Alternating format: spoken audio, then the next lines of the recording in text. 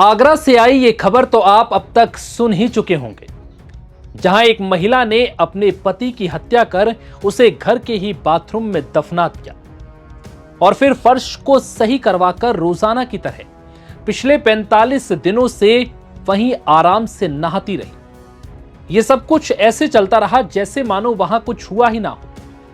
लेकिन महिला ने आखिर ऐसा क्यों किया? अपने ही पति को मौत के घाट क्यों उतार दिया? आखिर पति ने महिला के साथ ऐसा क्या किया था? अब इस महिला ने खुद इस बात का खुलासा किया। दरअसल पति की हत्या कर उसे फर्श में दफनाने के बाद महिला ने पति की गुमशुदगी की रिपोर्ट दर्ज कराई थी, जिसके बाद पुलिस ने महिला के साथ कुछ सीसीटीवी फुटेज खंगाले, जिससे पता चल सके कि आखिर पति कब, कैसे और किस हाल में निकला और फिर कहां गायब हो गया। लेकिन यहां कहानी कुछ और ही थी। जांच के दौरान ये महिला पुलिस के साथ सीसीटीवी फुटेज को देखती रहती और फिर बाद में रोने का नाटक करती। महिला के इस बर्ताव से जेठ को थोड़ा शक हुआ, तो उसने महिला से कहा कि अगर कोई परेशानी है तो बताओ, मैं तुम्हारा साथ दूंगा। जिसके बाद महिला ने यह सारा मामला बता देना ही उचित समझा। और फिर क्या था, इस खूंखार घटना का पूरा सार खुल गया। जिसके बाद पुलिस ने महिला के खुलासे के बाद बाथरूम का फर्श खोद कर देखा तो उसमें कंकाल निकला। जब महिला से पूछा गया कि उसने ऐसा क्यों किया, तो महिला का कहना था कि उसका पति शराब पीकर उसके साथ मारपीट करता था, उसे बेरहमी से पीटता था और ये रोज का ड्रामा था। इसी वजह से उसने खीर में 18 से ज्यादा नींद की गोलियां मिलाकर पति को खिला दी, जिससे उसकी मौत हो गई। मूल रूप से राजस्थान के भरतपुर के रंजीत नगर के रहने वाले 44 साल के सुरेंद्र कुमार शर्मा सिकंदरा में दोहतौरा के रेणुका धाम कॉलोनी में रहते थे। घर में उनकी पत्नी रूबी, मां कमला और 2 बेटी रहती थी। मृतक के भाई और महिला के जेठ अनिल शर्मा ने बताया कि सुरेंद्र कुछ करता नहीं था, वो शराब पीता था। इसको लेकर रूबी से झगड़ा होता था। 18 मई को रूबी ने उन्हें कॉल करके कहा कि उनके घर पुलिस दबिश दे रही है, इसलिए मां और बच्चियों को आप घर से ले जाओ।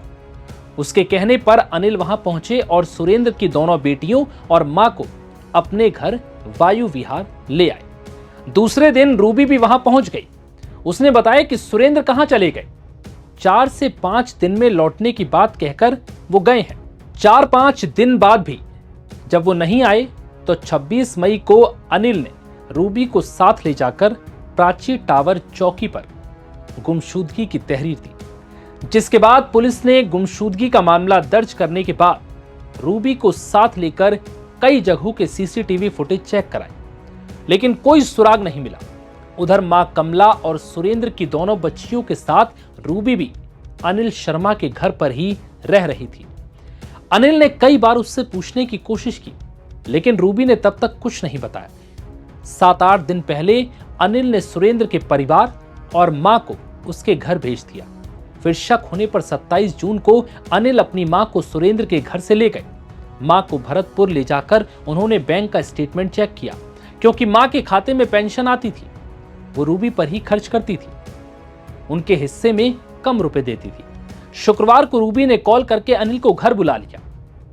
वो सुबह ही घर पहुंच गए और इसी दौरान जब जेठ ने सुरेंद्र के बारे में गहराई से पूछा तो उसने बता दिया कि उन्हें बाथरूम में दफना दिया है। जिसके बाद पुलिस को इस बात की जानकारी दी गई और फिर शव को बाहर निकाला गया, जो शव के नाम पर सिर्फ कंकाल था।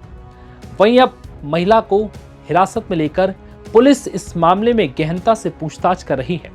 लेकिन इस मामले ने पूरे यूपी में हड़कंप मचा दिया, क्योंकि लगातार जिस तरीके की खबरें सामने आ रही हैं, जहां पतियों को मारा जा रहा है, कहीं शादी से पहले मंगेतर को मारा जा रहा है, इस तरीके की घटनाओं ने हर किसी को झकझोर कर रख दिया है। ऐसे में आगरा से आया ये केस वाकई में हैरान करने वाला था।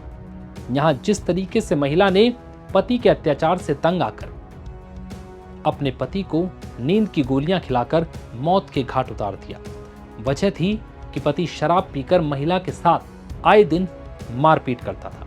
लेकिन अब पुलिस ने इस मामले में केस दर्ज कर लिया है और महिला से पूछताछ की जा रही है। जाहिर सी बात है, गुनाह हुआ है तो सजा भी जरूर होगी। फिलहाल इस वीडियो में इतना ही। इजाजत दीजिए। नमस्कार।